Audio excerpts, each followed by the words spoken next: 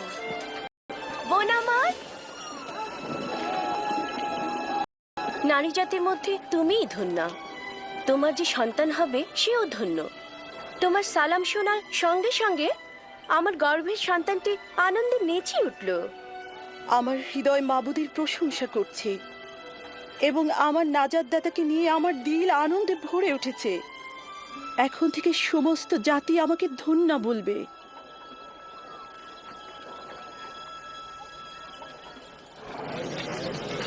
নাসরতবাসী শোনো, সম্রাট অগাস্টাস সিজারের হুকুমে গালিল এবং এহুদিয়া প্রদেশে আদমশুমারি হবে। তাই নাম লেখাবার জন্য সকলকে নিজ নিজ জন্মস্থানে যেতে হবে।